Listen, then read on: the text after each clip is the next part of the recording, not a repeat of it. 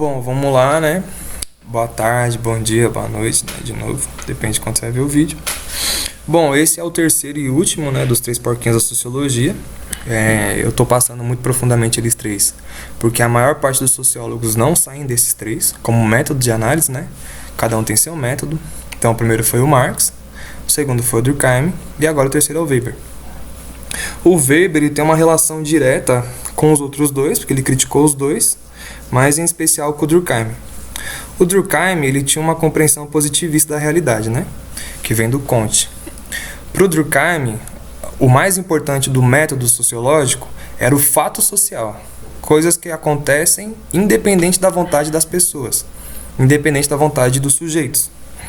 Então, para Durkheim, o suicídio, e aí ele vai analisando as várias motivações de suicídio, desde motivações ambientais até motivações de crise, né? Como foi o que aconteceu na França, durante a Comuna de Paris, depois durante a guerra, enfim.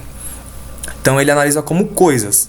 Então uma alta quantidade de suicídio ele vai analisar como uma coisa independente da pessoa, independente do sujeito. Ele vai rastrear como coisa, como alguém que disseca um corpo. Inclusive as metáforas do Durkheim são metáforas tiradas da medicina. Tudo bem? Então para o Durkheim são coisas independentes do sujeito. Já o Weber, que é a importância de citar o Durkheim, vai na contramão, totalmente oposto. O Weber se preocupa com o subjetivo, com o individual. Então, o método do Weber é o método da ação social. Então, essa é a primeira coisa que vocês vão anotar nesse vídeo aqui. Lembra do nosso método aí que eu falei na introdução? Então, pausem o vídeo e anotem essa categoria de método sociológico. Ação social. Tudo bem? Método de Weber é ação social. Show! Então, voltando, a ação social... o Weber se preocupa em entender o que a pessoa, o indivíduo, se motiva para fazer as coisas. Por que ele toma determinadas decisões de um jeito e não de outro? Então, para o Weber, o indivíduo é o que está sendo estudado. O que motiva o indivíduo é o que está sendo estudado. Para o Durkheim, são os acontecimentos, são os fatos. Então, ele vai, através dos fatos, procurar as motivações. Já o Weber vai através do sujeito e dos motivos que o sujeito pode ter para tomar as atitudes, que é a ação social. Então, Durkheim, fato social, e Weber, ação social. Um é mais geralzão, né? Durkheim se preocupa com os acontecimentos independentes da pessoa, então é mais geral. Já o Weber se preocupa com as motivações individuais, pessoais, subjetivas, que é a ação social. Então, ele define que são... 4 tipos de ação social.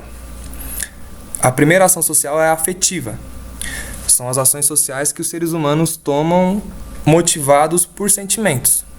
Amor, ódio, paixão, vingança, soberba, assim vai.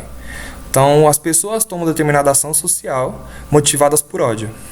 Vocês já presenciaram isso.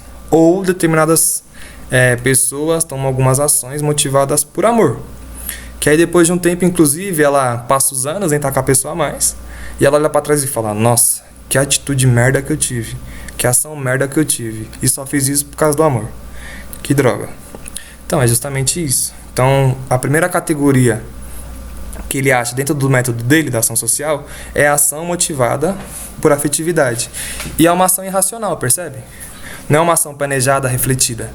É motivada por sentimentos. De amor, de ódio, assim vai.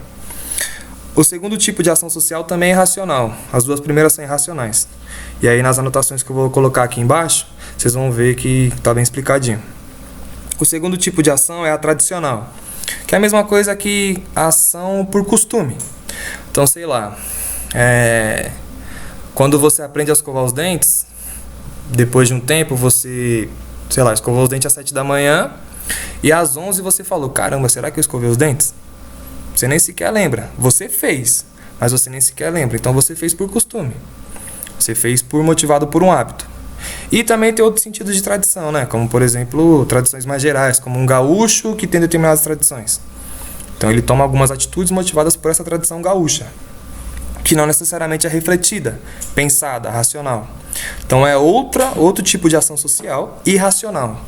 A primeira é afetiva, motivada por sentimentos. A segunda é motivada por hábitos, costumes, tradição. Tudo bem? A terceiro tipo de ação social, essa sim já é racional. É a ação social direcionada a fins. Então essa é planejada. Uma pessoa, ela é motivada nesse tipo de ação de acordo com o planejamento.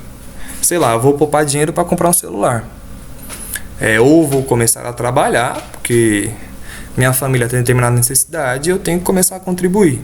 Então eu começo a trabalhar pensando no fim de comprar um celular, pensando no fim de ajudar em casa. Então são ações racionais, ela é refletida. E aí tem outras coisas, como inclusive pensando numa paquera, numa paixão. Eu vou começar uma academia, porque muito bem planejado, para ficar com alguma pessoa. Isso não chega a ser a decisão afetiva e racional, é algo planejado. Então eu vou planejar o meu percurso para encontrar com essa pessoa, eu vou planejar, enfim. São ações refletidas. Tudo bem? Essa é a ação social, a terceira, direcionada a fins. Vocês vão pausando, tá? A cada um e anotando. Depois vai ter as anotações aqui embaixo, mas a forma como vocês interpretam na explicação da linguagem também é importante anotar. Depois facilita que vocês lembrem. Então a anotação pela explicação também ajuda muito a entender. Não só a anotação escrita e elaborada por mim, que vocês vão copiar. A anotação que vocês pegam da comunicação é importante para lembrar das coisas. E o último é uma ação social motivada por valores. E aí o Weber, que é a segunda parte do Weber, vai falar da ética protestante e espírito do capitalismo. A gente vai chegar lá. Esse aqui é um dos mais interessantes. O último. Uma ação motivada por valores é racional. Então, a pessoa tem um determinado conjunto de valores éticos, morais, políticos ou religiosos. E aí o Weber vai falar dos motivos religiosos, que criam uma ética, uma moral e assim vai. Que faz elas tomar a decisão. Então, não vou roubar. Não vou roubar, estou com uma coisa muito fácil de roubar, mas é um mandamento desde a época de Moisés, de que se eu roubar eu vou ter uma punição divina, eu não vou para o céu e assim vai. Então esse é um motivo religioso para não roubar. Tem um motivo moral, planejado, racional de não roubar, que é você falar, não vou tirar algo de alguém que trabalhou, então eu não vou roubar. Certo? E tem a conduta ética, né? Que eu sei lá. A conduta ética é muito difícil de diferenciar de moral, né? Muitos filósofos têm essa dificuldade de pensar ética diferente de moral. Mas é a minha conduta todo dia. Não vou roubar ninguém. Não vou roubar ninguém. Isso é planejado. Está fácil de roubar, mas o meu conjunto de valores, a minha ação social motivada por esses valores, não fazem com que eu roube, que eu não tome essa decisão. Então eu penso nos meus valores quando algo pode acontecer. Ou em um conflito. Eu não vou desrespeitar alguém, mas vou fazer o conflito. Eu não vou usar palavras chulas, mas vou estar no conflito. Então você planejou o conflito, você vai para determinado conflito sem desrespeitar a pessoa, porque isso é um valor seu. Isso é uma conduta moral sua. Então o método do Weber chegou nesses 4 pontos que os indivíduos se motivam para ter uma ação social. A primeira motivação de ação social é a afetividade, são os sentimentos.